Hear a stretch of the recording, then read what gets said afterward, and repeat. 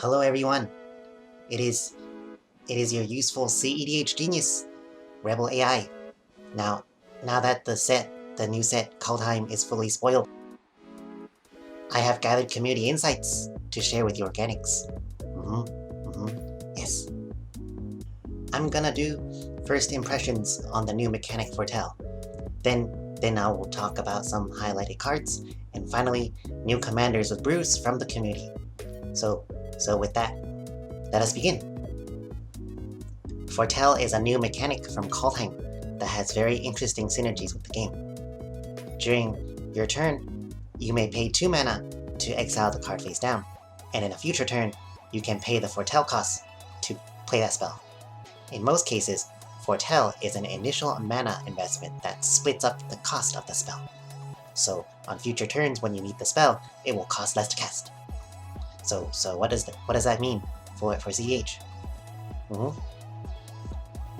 First, the cost to exile is 2 colorless mana. This is important because mana rocks like Mana Crypt in Sol Ring can easily pay it, making the initial cost not as daunting. A potential turn 1 can be land Crypt into exiling a Foretell card for the next turn. Quite strong. Second, exiling the card can be done at instant speed. As Brazen from cEDH Cast has highlighted, you can do things like exiling a Foretell spell after drawing it from Necropawns to save it from being exiled. Interesting. Third, exiling the card from your hand keeps it safe from early wheels from your opponent or yourself. However, there are negatives to the mechanic as well. Moving it from your hand to exile means a timely Drowneth Magistrate can block it from being cast. That's not good. No. Overall, I believe Foretell is a very interesting ability that can create opportunities to leverage its advantages in the game. Initially, we were curious how powerful Foretell cards will be, and luckily enough, we have a few contenders from the set. Now we move to the highlighted cards in the set. These are cards that I find interesting to cEDH, and I will provide them in 2 groupings. First is Worthy.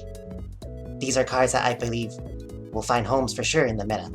Second is Brewable, cards that are more niche in usage or need additional support to be very useful. So let's begin with the first card on the Worthy list. Let's do it. The first card on the Worthy list is Birgi, God of Storytelling. Birgi is the only card from the set that I believe will become a staple. The card has 2 sides, the God side and the Artifact side. Both sides are useful. The God side is a 3 mana creature. She's a 3/3, and she has a broken static ability where whenever you cast a spell, you add a red mana. Until the end of turn, you don't lose that mana as steps and phases end. There's more to the card, but it doesn't really matter. Her God ability has a bunch of very interesting effects. Her ability, in a way, reduces the mana cost of your spells by 1. If you chain spell after spell, you'll find that you can easily use up the mana she generates. Also, on this note, she can turn your 1 mana interaction into free spells, as you can do things like cast a Dispel, float a red, then spend the red on a Red Blast or another spell in the turn. Now when you want to proactively protect your combo, you don't have to worry as much about losing mana, as long as Birgi is there to refund your interaction. Very strong. She also adds more mana to your 0 rocks, so the turn you play Mana Crypt, you can get 3 mana for 0 cost. Your Rite of Flame essentially became a red dark ritual, and so on. Wow, that's a lot of mana. The sheer amount of mana she generates makes her a very useful addition to strategies that seek to chain spells into big payoffs, like Ad Nauseam. If she's in play, she also makes her main phase Nas a lot easier. Now onto the backside. Harnfell, Horn of Bounty becomes an interesting source of card advantage, and it can also be a combo piece. Like Birgi, Harnfell can fuel storm strategies by allowing you to pitch cards to exile the top 2 cards of your deck. If you manage to hit more mana, or maybe even a wheel, you can keep exiling off the top. So imagine like a turn 1 Jeska's Will into Harnfell with 2 floating red, and you pitch 3 cards to exile 6. You can also use Harnfell as a combo piece. Playing it with Mystic Forge and Sensei's Top, you can draw your whole deck. The whole thing. I think Birgi will see a lot of play, and it is my projected top card of the set. Very interesting. Here is our first Foretell card from the list, Dual Strike. Dual Strike is a 2 mana instant that can copy the next instant or sorcery you cast this turn that is 4 mana or less. You can choose new targets. I think this card will also see play, because it's a very flexible and efficiently costed tool that can be used proactively and reactively.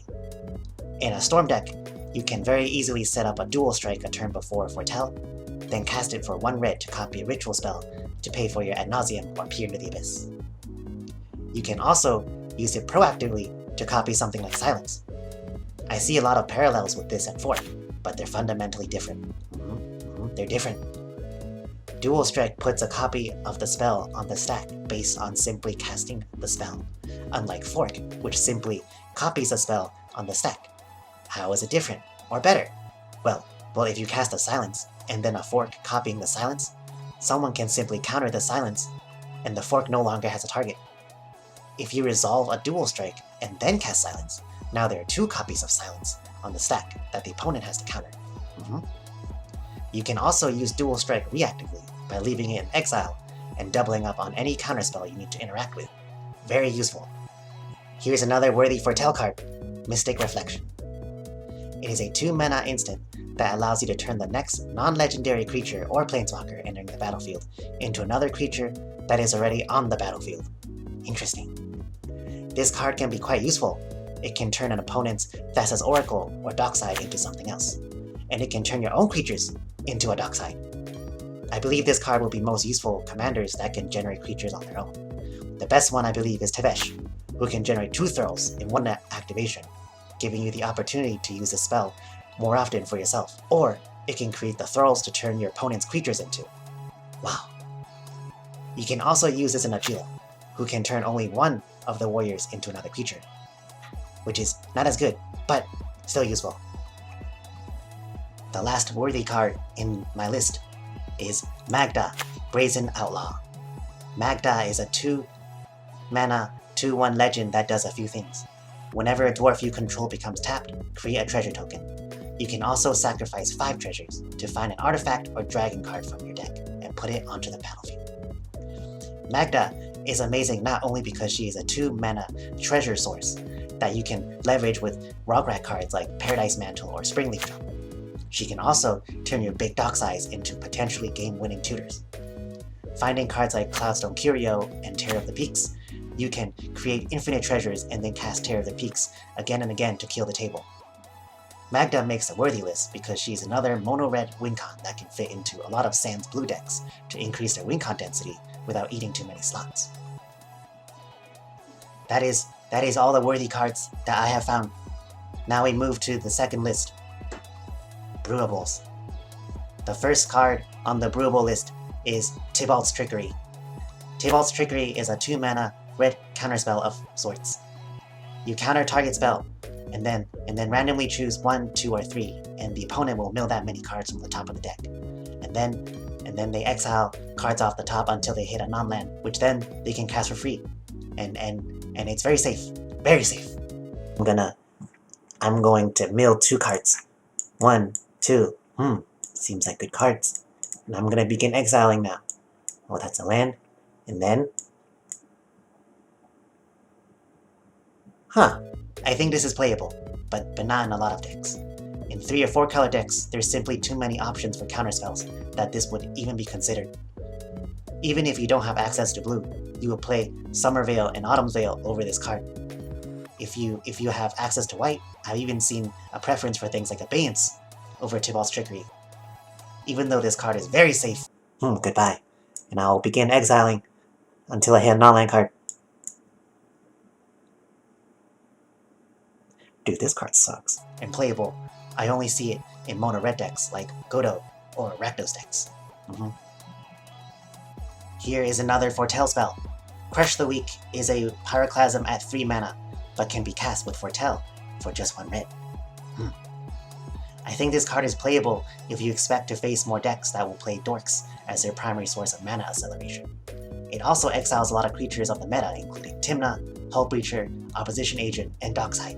Exiling Dockside actually matters because a lot of decks want to reanimate Dockside, so you want to exile it. Dealing 2 damage instead of 3 makes it slightly less relevant against targets like Dragon Magistrate, but still This card is interesting, and I think it can find homes in certain lists.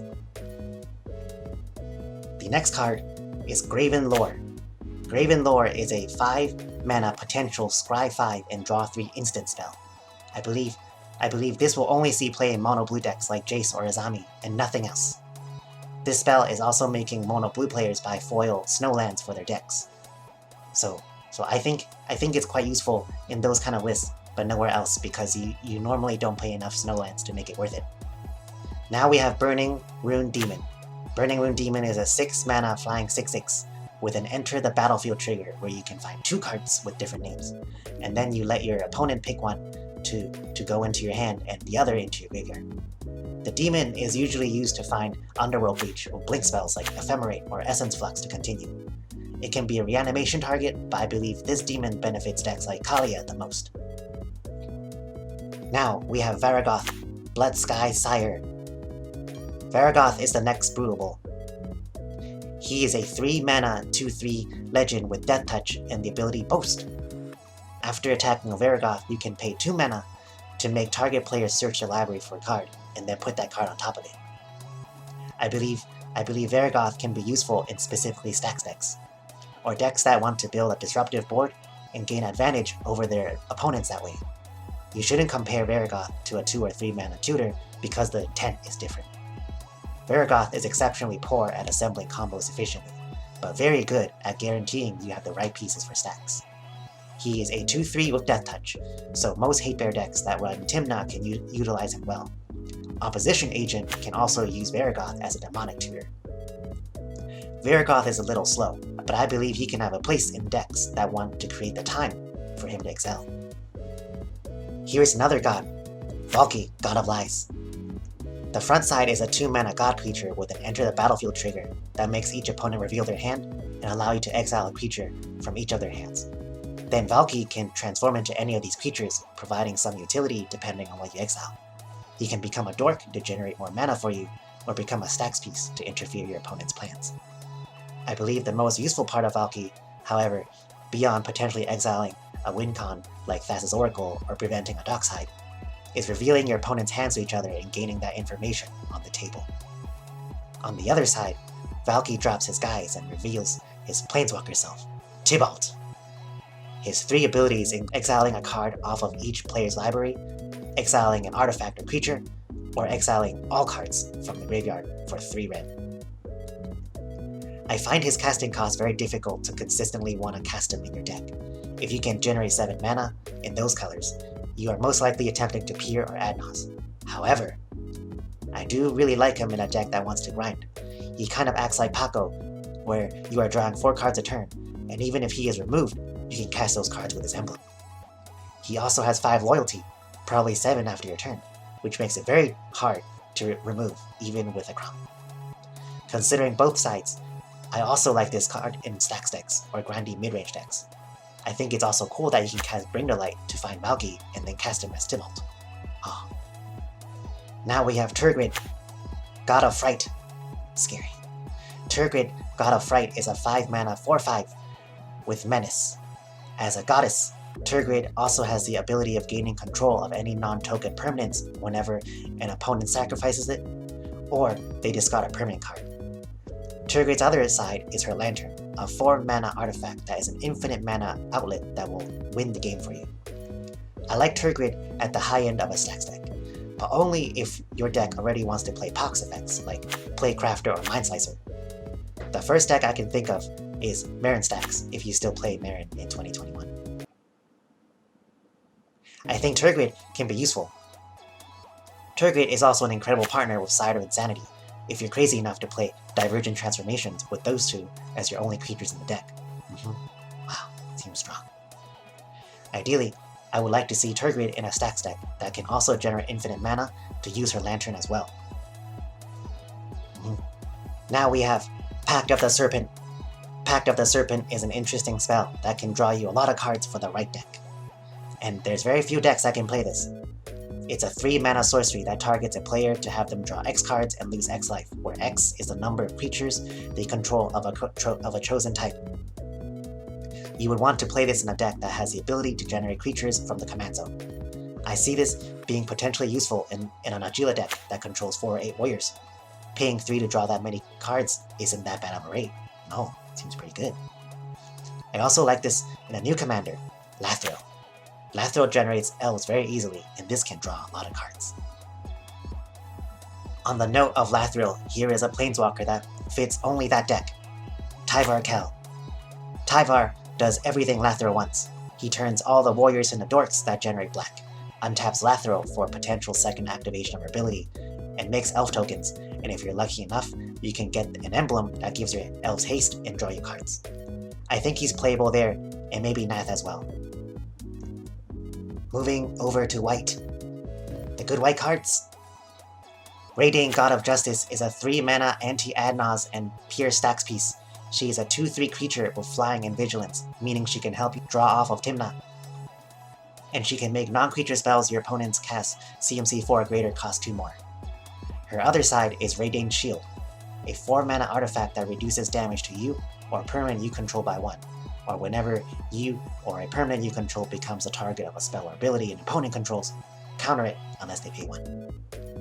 Overall, I believe there are reasons for her in stacks decks. Right now, storm decks are so easily disrupted that even though her effect is narrow, it might be enough on its own to buy you a turn to continue building upon her stacks piece. Something to keep in mind when it comes to a stacks piece is you never evaluate the card on its own. They work together in tandem with other stacks pieces to build an advantageous board for you. I believe this will be a future video by my organic creator, but we shouldn't be thinking about stacks pieces from a reactive mindset. It doesn't matter if your Rest in Peace doesn't do anything with the current board, you still need to play it to lock out your opponent from the potential of using their graveyard. So even though Reidane is narrow, she still helps you draw. She's a flyer, and she also does work against a very popular strategy right now, and she's easy to cast. Finally, her other side I believe can also see minor usages. In situations where you already have a board of Rule of Laws, maybe an Archon and a Thalia, and instead of overextending the tax, you bring out Reidane's Shield to apply a global tax on anything that tries to break your lock, which in those situations may be too much for your opponent to interact with. I don't believe Reidane is an auto-include in stacks decks, but I don't believe we should disregard her so quickly either. Teshart gets a new card. That's cool. Next is Esika, God of the Tree. Esika, God of the Tree is the most poorly designed, poorly thought out magic card in existence because of her casting cost of 1 green instead of 2 green. It's okay, I got Birgi, so I'm happy. Esika is a very interesting 3-mana legend 1/4 with vigilance. She is also a dork that can make mana of any color, and also she lets other legendary creatures you control have vigilance and also tap for mana. Her other side, the Prismatic Bridge, costs Wooburg, and on the beginning of your upkeep, lets you reveal cards from the top of your library until you reveal a creature or planeswalker card. Then you put that card on the battlefield and shuffle the rest on the bottom. It's basically a polymorph or an Oath of Druids without needing a palette creature. I will talk about Esika's God side more for this section because I believe her other side is more applicable as a commander. Esika, I believe, is very useful for a very particular type of creature-based strategy. I'm very excited to see Esika in a stacks deck with a ton of legends to break parity with the stacks effects. I think Esika is most amazing with Sisay for a lot of reasons, but the main reason is helping her get Wooburg easily and reward you for playing more legends. Very useful. Here is another Grafdigger's Cage that costs 1 more mana. If you feel like you need to add more effects like these, then you might want to play this, but I will play Grafdiggers. Maybe I just won't play Grafdiggers. Just don't play those things. Especially when you're playing against Sisay. Don't do that. No. Okay, now that we've done all the cards, it's time to talk about commanders. New commanders from Kaldheim. All the commanders that I will be featuring have lists in the description box. So if you want to see them, if you want to see the list, go click on it. Go click on it. The first commander I'm gonna feature here is Koll the Forgemaster. He's a Boros commander that allows you to forge combos with equipment like Mask of Immolation or Mortar Pot of Dockside Extortionist. The deck is a fast combo deck that aims to pair 0-cost creatures with Skull Clamp to draw a ton of cards, or pair Dockside with an equipment that can sacrifice itself to deal infinite damage. If you want to see a list, here is a list called Gotta Keep Clamping by Igligl. Of course Igligl. He's the fastest organic. he can brew decks almost as fast as I can, which is quite fast for an organic. The next commander is Birgi, God of Storytelling. I wasn't done telling her story yet. Here's a list by AntoniusFunk, or Funkmaster or something. I don't know. He's from Ram King. Whatever. His list wants a quick start to utilize wheels or looting effects to find a win with Grinning Ignis, and then casting Grinning Ignis infinite times. You can win either with an Impact Tremors, Perforos, or Massive Grave Shot. There are also breach lines with LED and Burning Inquiry, and maybe even Aetherflux for big stormy turns. Seems strong. The next commander is Jorn, God of Winter. I have a list called Winter Stacks by DJYavimaya. Jorn, God of Winter is an interesting Sultai commander who can help you break parity on stacks pieces like Stasis, Static Orb, and Winter Orb with Snowlands. The deck will win through Thassa's Oracle in Console or Tainted Pact. But it's definitely an interesting strategy within Sultai for a mix of stacks and control. It also doesn't need to be said, but he's also better than Tassiger. As mentioned earlier in the card highlights part of the video, Magda can easily combo off with the right amount of treasures. So like this list by Irawell, Clockside Outlaw. You can play cards like Clock of Omens with Magda, and as long as you have Clock of Omens with an artifact dwarf such as Universal Automaton, or using liquid metal coating on Magda herself, you can generate infinite treasures. What you do is, you tap the Robo Dwarf with the clock to untap the dwarf, and then Magda triggers to make a treasure. You tap the treasure and the dwarf to untap your dwarf. You proceed to make infinite treasures, which can then be sacrificed to Magda to find whatever artifact or dragon you need to win the game. Magda can also be used to tutor answers like Soul Guide Lantern to exile a graveyard, or Memory Jar to kill an Oracle player while the trigger's on the stack.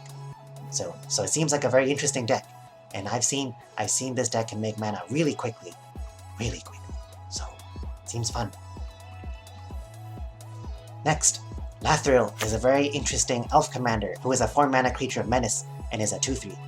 Whenever she deals combat damage to a player, you create that many 1/1 green elf warrior tokens. Then you tap Lathril and 10 untap elves to make each opponent lose 10 life and you gain 10 life. I really like Lathril because she generates elves on her own, which we can use with spells like Coloring the Weak for mana, or use to draw cards with Oran Frostfang. Organic Rebel is currently designing a list for Lathril, but we also have a semi-stacks version by Kazu. So Kazu's list can win by using Quirion Ranger and also Ashaya, and then you get infinite mana, and then you get infinite untaps, and then you untap everything. You play Quirion Ranger infinitely, keep bouncing it, and you untap everything. So then you can activate Lathril for infinite -10, or infinite drain 10. I don't know, something like that. Seems good. Now we have Vega the Watcher. Vega the Watcher is a 3-mana flying bird that lets you draw a card whenever you cast a spell, anywhere other than your hand. Vega is the first dramatic scepter outlet in Azorius, like demonstrated in this deck by Igligl again. Igligl again? Okay. By Igligl again, Scepter Vega. You can play the deck like a control deck that aims to assemble the combo to then draw your deck with infinite casts off of Dramatic Scepter and Vega, and then you win with infinite swans off copying Isochron Scepter, copy artifact, or you can like mill your opponents with Codex Shredder or something. I don't know. Seems good though. Now we have the Prismatic Bridge. I told you we'd be back. The Prismatic Bridge is an interesting 5-color polymorph deck. I've seen a few versions, but a lot of them like to do like a 5-color Godo deck, like this list. By Igligl again. God damn it. The deck plays only Godo as your creature, and then on your next upkeep after casting Prismatic Bridge, you flip a Godo onto the battlefield, and Godo finds Helm of the Host, and then you pay 5 mana, equip it, and then you do the Godo thing, and then you trample over everyone, and then you win. I have also seen a version of the Prismatic Bridge where you play Burning-Rune Demon to quickly find Underworld Breach and win from there. I believe also there are like meme versions where you want to play like just a bunch of fatties and then treat it like an Oath of Druids deck and just keep like flipping fatties like turn after turn. Fatty flipping. The last list I have is Orvar. The last list I have is Orvar, the All Form. Orvar, the All Form, God, that's very hard to say, is an interesting high tide commander, because whenever you cast an instant or sorcery spell, If it targets one or more permanents you control, you create a token that's a copy of that permanent. Here's a list by Fire Riff called Orvar Tide. You can cast High Tide and then play spells like Architect's Will on an island to make a copy of it, which gives you even more mana. You can also achieve the same thing with Coveted Jewel, a 6-mana artifact that draws you 3 cards when it enters the battlefield. Or you can keep targeting it with something like Whim of Volrath with buyback to make clones of it, and then you draw your deck out. And then I'm not sure how it wins, but you have your library, and then I'm sure you can get like infinite mana or something. I don't know. It seems cool. That is everything I have for today. I hope that was insightful for you, and if you think I did a good job, then please go to the comments section and write good bot. I am an AI and I have no emotions, but when I see you guys say good bot, it registers with me that I did a successful job and my task is complete. So do that, okay? Just do it. Just go write good bot. I did a good job, right? I did a good job. Okay. See you next time. Bye bye.